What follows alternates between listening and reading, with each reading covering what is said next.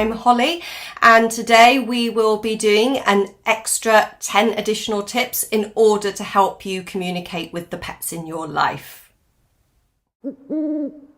So tip 1 today is respect their privacy. If there's something that they say that they don't want to talk about, if they sound uncomfortable, then it may be something that is best left alone. After all, you wouldn't just walk into somebody's house after making a connection and saying, how's your sex life? So basically that's it, folks.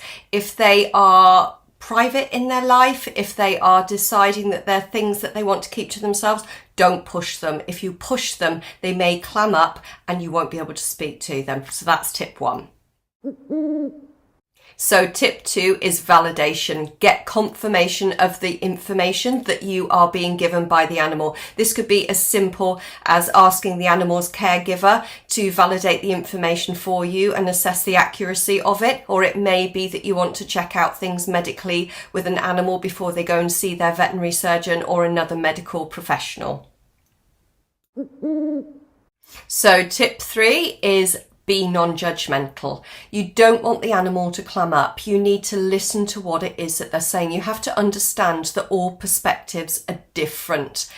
An animal might be perceiving slightly differently from you as to the situation, so don't judge them in what they're saying. Just be impartial and just sit and listen to the information that they are sharing with you. You don't want to scare them off. You want to listen, you want to understand their reasoning, and you want to be able to help them. So tip 4 is actively listen. Write down everything that they say, sit and listen, and even if things don't make sense at the time that they're being said, by the time you've got all of the information at the end, everything may fall into place and it all may make sense to you then. So hear them out. So tip 5 is practice with different animals. Different species will have different things to say because obviously their lifestyle is different. Animals in the home might talk about different things to animals that are more used to being outside. It will also give you the chance to gauge different personalities and different attitudes when you're communicating. And tip 6 is trust in your unconscious mind. It knows what it's doing. It will be working with the information. It may not filter through in the way that you're expecting to or as clearly as you want it to, but trust it, it's doing its job. It may be that you're not used to working in this way. It may be that you are new to animal communication. So it's a little bit like trying to get to grips with anything, anything, even driving or anything like that you are new to. Your mind actually has to get used to it.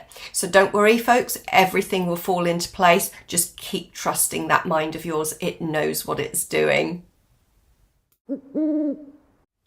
Tip 7, use photographs as prompts or even video. It doesn't really matter. I actually find it's very handy to have a photograph of the animal in front of me because what it enables me to do is to be able to look at the photograph, close my eyes, and then be able to form a mental image of them in my head. So it's a little bit like looking in an address book, seeing the name and number, and then going and dialing the number, except you're seeing the image instead. And what that does is aid in the concentration. If you can picture who you're talking to, it's easier to maintain that focus. If you haven't got a photo, that's okay too. Sometimes it's then handy to have a physical description of the animal that will enable you to make your own mental image again in your head so that you can focus on who it is that you're communicating with. So tip 8 is provide the animal with as much information as you can. By this I mean if you're asking them for a question, try backing it up with pictures that you are also mentally sending them as well. Basically, the more information that you can provide, the better that they will understand and the less that will get lost in translation once the communication's underway. Tip 9 is listen to how your body feels. Some of us will pick up from the animal from a physical point of view. It could be that the animal suffers from anxiety and that you are noticing a raised heart rate that doesn't belong to you when you are communicating. It could be that some aches and pains start materializing that aren't yours and that you are picking those up from the animal. Should that occur, say thank you very much. Thank you for giving me this information. Acknowledge that it is not yours and and ask for it to be taken away. Remember to make notes too, because quite often when we're body scanning animals or when we're picking up on a physical level, quite often there can be quite a few areas of discomfort going on, and it's really, really good to be able to remember which side of the body they are and everything like that and whereabouts they are. The other thing to remember as well is your left and right.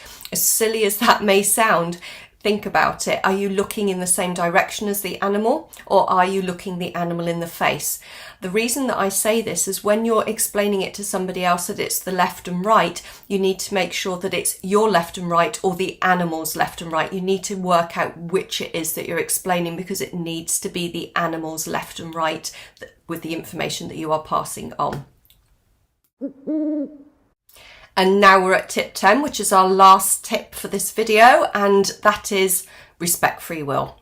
So if an animal chooses not to speak to you, there could be a multitude of different reasons. It could be that they feel insecure. It could be that you caught them at a bad time. It could be that they are worried about what you're going to ask them or what they're going to expose. It may be that they just need a little bit of time to get used to you. So what I'll often do is try and coax an animal round. If it doesn't work, then it may be that I will go back a week later to give them time to have thought about it, and 9 times out of 10 it will be fine.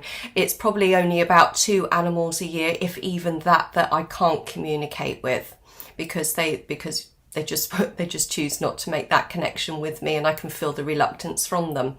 So that in mind, if that were to occur, then you need to respect the animal's free will. There is nothing in this world that says they have to speak to you, the same as no person has to speak to you. It is all about respect.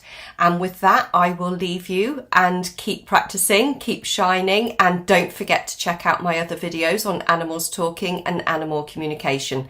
Take care and goodbye.